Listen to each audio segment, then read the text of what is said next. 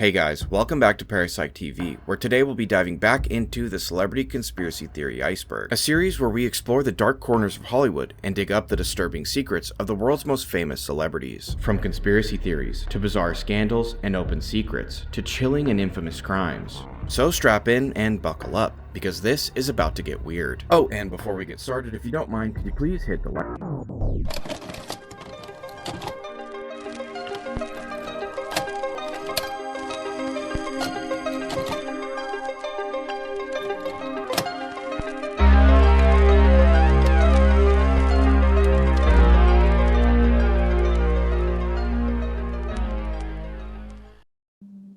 Throughout 2017 and early 2018, Sacha Baron Cohen, famous for his zany character performances in movies like Borat and The Dictator, was filming a new project titled Who is America? The show set out to have Cohen, once again disguised as various outlandish characters, interview and spotlight various people in America, from the most infamous to the completely unknown. But during the production of the show, Cohen would seemingly uncover an extremely disturbing criminal organization, and things got really weird. In an interview about the show, given to Deadline in late 2018, Cohen describes the twisted situation that was eventually cut from the show. The production was filming the show in Las Vegas, with Cohen disguised as Gio Maldonado, a fake Italian billionaire playboy, fashion photographer from Milan persona. Cohen, as Gio, was speaking with the hotel concierge and was attempting to catch a comedic moment by talking about Harvey Weinstein's legal trouble. When the moment didn't quite pay off, Cohen, in his own words, pivoted to extreme comedy. Cohen implied to the concierge that he had an inappropriate relationship with a young boy. He believed revealing this would cause an extreme reaction, but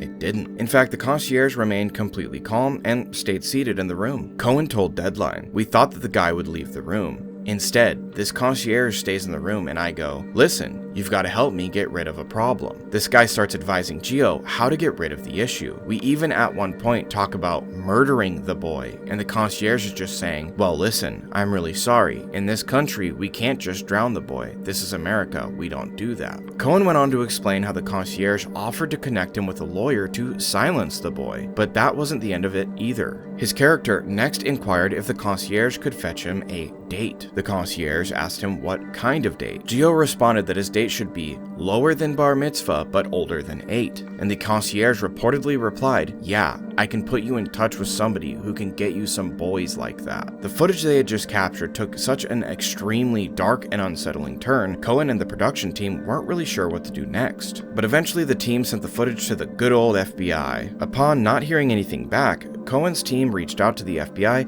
to find out any information they could about the subsequent investigation, only to be told that there wouldn't be one. The FBI had decided not to pursue Cohen's case. Sacha Baron Cohen found this to be surprising, as the concierge had said he'd worked for politicians and various billionaires. But if anything, that shouldn't be surprising at all.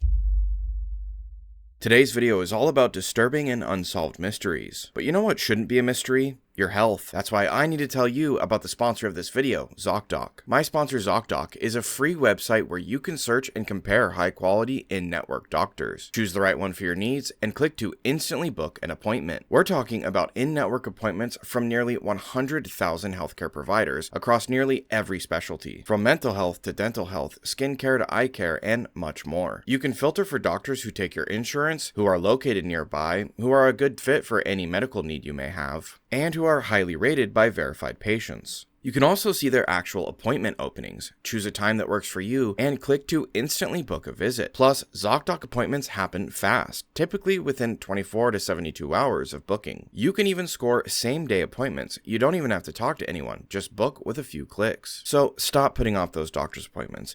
Go to ZocDoc/Parasyke, the link is also in the description, to find and instantly book a top-rated doctor today. And a huge thanks to ZocDoc for making this video possible.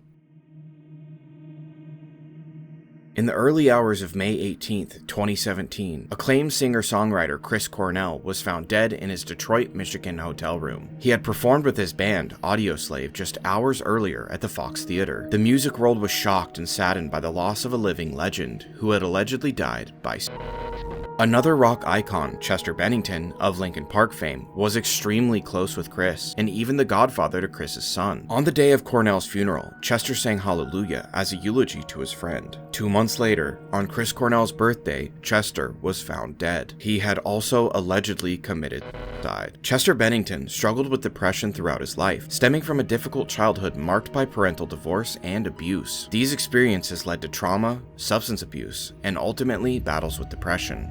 Chris Cornell struggled with depression throughout his life, even experiencing severe depression as a teenager. He also battled addiction to alcohol and drugs, which he said intensified his depression, and had publicly discussed his struggles on many occasions. So at first, nobody really questioned the two deaths happening in such quick succession, especially with how close the two were. And Chester passing away on Chris's birthday seemed to reinforce the idea that Chris's death tipped the scale for his friend. But the next year, 2 more celebrity deaths would lead to an extremely disturbing conspiracy theory, and Chester's possible ties to one of the most powerful men in politics would begin to surface. On April 18th, 2018, massively influential EDM artist Avicii, real name Tim Bergling, was found dead in his resort hotel room in Oman. And like the year before, 2 months later, on June 8th, another beloved celebrity, Chef Anthony Bourdain, was dead. Both deaths were ruled as suicides, and both deaths were heavily scrutinized by conspiracy theorists and fans alike. According to theorists, Chester Bennington, Chris Cornell, Avicii, and Anthony Bourdain were all working on exposing human trafficking via a documentary called Silent Children, this endeavor leading to all 4 of them being taken out to silence them and derail the project. Keep in mind, in the time after the death of all 4 of these stars, there was a lot of speculation about the possibility that they were murdered, and not just by crazy fans and conspiracy theorists. Chester's sister posted this photo in memory, referencing Epstein and clearly inferring that she believed there had been some foul play, even using the hashtag Bill Clinton body count. In the years since, she has either deleted and reposted the photo or edited the caption. His sister also made claims about Mike Shinoda having some kind of dark secret, and made several posts insinuating that she would be revealing the truth. After which, according to her, her Twitter was deleted to silence her. In August of 2018, she checked herself into a hospital to receive mental health care, and she has seemingly backed away from making any claims about her brother's death. Another detail that helped form the theory was this photo collage, comparing photos of Chester Bennington with photos of this man, American political consultant John Podesta. John and his brother Tony Podesta are infamous among conspiracy theory enjoyers for many reasons. To name a few, John and Tony Podesta bear a resemblance to police sketches of suspects in the disappearance of Madeleine McCann from a vacation home in Portugal in May of 2007. There was also a female suspect sketched by police. Does this person look familiar? The Podestas are heavy hitters in DC, both having worked with the Clintons for decades, and John being implicated in, at the very least, some fairly unethical political manipulation during the WikiLeaks Hillary Clinton email scandal in 2015. And Tony has an absolutely unhinged taste in art, owning some of the most disgusting art I've ever seen. There are reasons that the conspiracy community ties the Podestas to criminal acts, and although no hard evidence has ever been provided, the Podestas were a major focus of the pizza-related conspiracy theory scandal in 2016. Chester Bennington was candid about the abuse that he suffered at the hands of a family friend as a child. So with that information, the rumors about the Podestas, and this image all coming together, it was a perfect set of circumstances for a disturbing conspiracy theory. There's also a theory about the band name, Linkin Park. Linkin Park was a neighborhood within CFB Calgary in Canada, a military base with some kind of ties to MK Ultra. But as far as I know, this is a simple mix-up. There was an MK Ultra base in Canada, but the Canadian program that allegedly took place in MK Ultra was the DRDC in Toronto. Look it up. It's real. Silent Children was a documentary project and fundraiser aimed at exposing high-profile individuals implicated in the child human trafficking industries. But according to Reuters, a spokesperson for the project said, "None of the people involved in this conspiracy theory were ever involved in our project, and we were never remotely in contact with them. Our project and its website was a well-meaning attempt to make people aware of a serious problem. We never got further than what was on the website, and we are not able to raise funding to move forward." According to this mysterious spokesperson, the project was shelved in January of 2017, just a few months before Chris Cornell's passing, and these quotes were given for a 2020 Reuters fact-checked article about the theory. Interestingly, when they were approached for comment by Reuters, the spokesperson said the website was still up years later, but it was in the process of being taken down. Avicii's Jamie's inclusion in the theory was predicated on his final song and music video clearly being about the child exploitation industry. But this wasn't his final song or music video. It actually came out around 3 years before his death. I believe Bourdain's inclusion was based on 2 factors: his manner of death being the same as Chester and Chris, hanging from a doorknob, and his close relationship to Asia Argento, a powerful voice in the Me Too movement, who would later be exposed for grooming and eventually assaulting a minor who had played her son in a 2004 film. That scandal played out very publicly just after Bourdain's tragic death. So yes, Chester Bennington did bear a resemblance to John Podesta, and there was a cancelled documentary called Silent Children about human trafficking, but I couldn't find any evidence that any of these 4 celebrities were linked to it at any time. All 4 men led very high pressure, very complicated lives, with a ton of well-documented struggles with anxiety, depression, and substance abuse. And when you really begin to dig into this theory, it just doesn't seem to stand up to any sort of scrutiny. I do have a lingering question though. Why did anyone that came up with this theory even know the name Silent Children, if the project never received any funding and never even started production? Was there at one time more evidence tying Chris or Chester or Tim or Anthony to the project? If there was, it's gone now.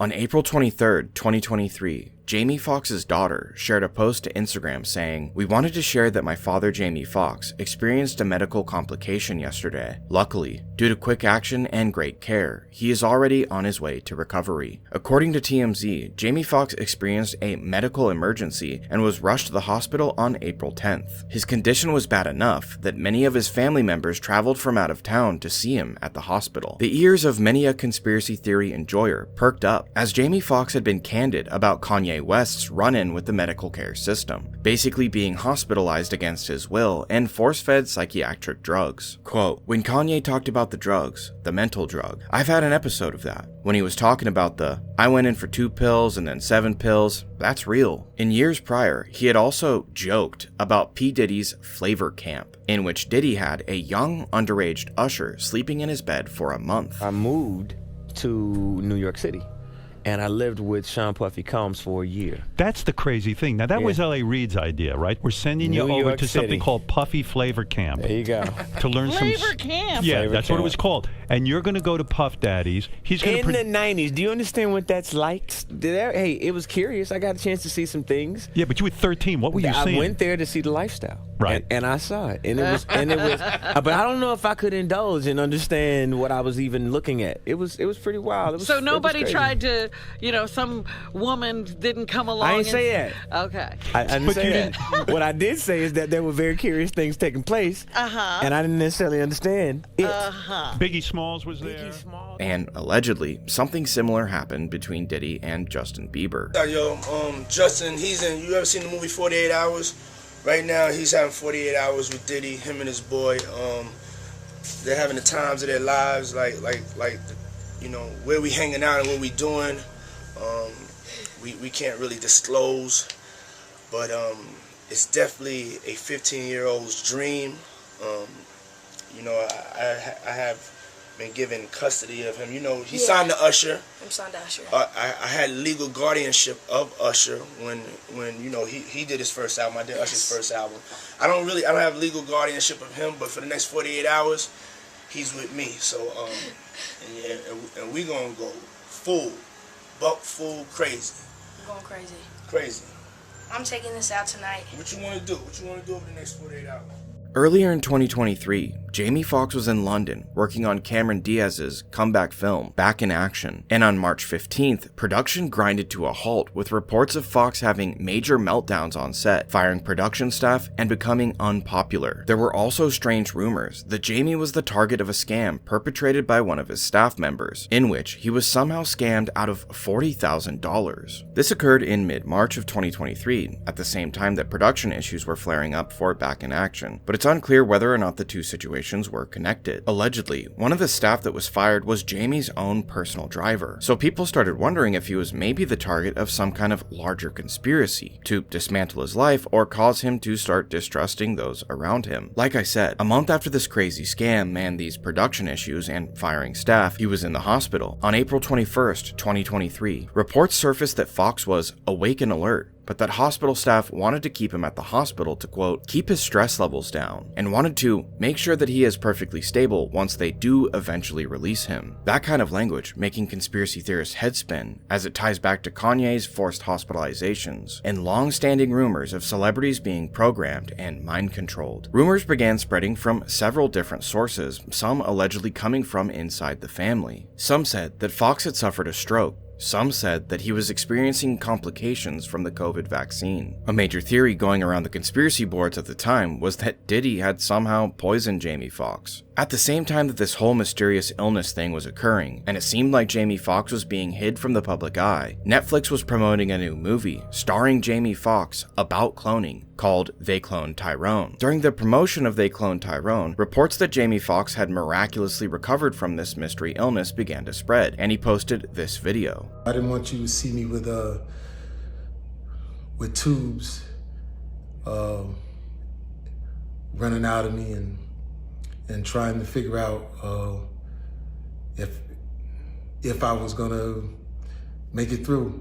I went to hell and back. Users quickly pointed out how incredibly different Jamie looked from before his hospitalization, and for a short time, the theory that he had been cloned took off. Since then, Jamie Foxx has shut down all conspiracy theories regarding his hospitalization. He eventually revealed he suffered a burst blood vessel in his brain, leading to a stroke and a fight for his life. He addressed much of the controversy in his special, What Happened Was. The internet said that Puffy tried to kill me. I left them parties early. I was out by 9. Something don't look right.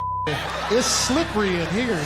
So, what do you think? There have long been rumors about human cloning and celebrities being replaced, but I don't think that's quite what happened here. Jamie Foxx is worth somewhere around $200 million and is usually tied up in multiple big budget projects. In these situations, value is very much tied to perception. For high net worth individuals, especially those with active business ventures, endorsements, or ongoing creative projects, their market value is partly built on the assumption that they will keep producing, promoting, and leading. News of a potentially fatal illness can damage investor confidence, stall negotiations, or tank stock prices tied to their name. Studios, investors, and sponsors might pull out of deals if they think the person won't be around to fulfill their obligations. Even the rumor of severe illness can trigger contractual reviews. That's kind of what I think when I look at this situation, but let me know what you think in the comments below. On the early, foggy morning of January 26, 2020, a helicopter crashed in the Calabasas area northwest of Los Angeles, killing 9 people. NBA superstar Kobe Bryant and his daughter Gianna were among the victims. The sports world reeled in agony. Losing Kobe was an absolute tragedy, worsened exponentially by the fact that multiple young teenagers and their family members were lost, as the helicopter was on its way to the Mamba Sports Academy for a girls' basketball tournament. But in the aftermath of the crash, a strange conspiracy played out in the shadows. Corporations hurriedly closing files and obscuring data. Is it possible that Kobe Bryant's helicopter crash wasn't an accident, but sabotage? In the years leading up to the crash, Kobe was actually in a pretty heated legal battle with some extremely powerful pharmaceutical companies. The theory goes that he was suing Insys Therapeutics, High-Tech Pharmaceuticals, and Acorn Corporation for apparently lacing diet pills with opioid-like substances to make them more addictive. Like many theories we cover on the channel, there are little bits of truth sprinkled throughout the theory. Kobe was in a legal battle with High-Tech Pharmaceuticals, but it was over a trademark dispute. Kobe had been using the name Black Mamba for years on his various brands and products, and he had become embroiled in a legal struggle with High-Tech Pharmaceuticals because they had a supplement or diet pill that was also called Black Mamba. That supplement was being sold at GNC stores nationwide. And there's another wrinkle to the story. High-Tech Pharmaceuticals was also in a legal battle with the government over the inclusion of non-NDA approved ingredients in their supplements. Theorists also claim that Kobe knew of Sarah Fuller, a high-profile opioid death caused by the drug Subsys, a fentanyl spray, and that he included details about Subsys, the manufacturer Insys, and its founder John Kapoor in his lawsuit. The theory counts on Insys Therapeutics, High-Tech Pharmaceuticals, and Acorn Corporation all being owned by the same company, which they aren't. And his lawsuit wasn't with Insys, it was with Pytech, so the theory almost immediately begins to fall apart. I couldn't find any ties between Kobe and Sarah Fuller, or any ties between him and John Kapoor. I believe this theory probably found life, because John Kapoor, the founder of Insys Therapeutics, was sentenced to 5.5 years in prison for his role in the opioid crisis just 3 days before Kobe's death. In reality, Kobe took nearly 10,000 helicopter flights in 15 years. And although they're still relatively safe, helicopters are 63 times more likely to have an accident than planes. Guys, thank you so much for watching another entry into the Celebrity Conspiracy Theory Iceberg. If you didn't know already, there are, I think, 6 other videos in this series that you can watch right here on the channel. Please leave a like on the video, it really helps a lot, and feel free to comment any video topics that you'd like to see covered on the channel in the comments below. If you've already watched all the videos on the channel, or if you're looking for something a little more disturbing and maybe too graphic for YouTube, check out my Patreon. I just made an extremely creepy video about the cattle mutilation phenomenon. I also have a 2-part video that's over an hour long that is an extremely deep dive into the Las Vegas massacre, and a video that gives you an in-depth look at the Isaac Cappy Tom Hanks conspiracy theory. So head over there and become a patron if any of that sounds interesting to you. Once again, thank you so much for watching. I'm Max Powers, this is Parasyke TV, and I'll see you again very soon.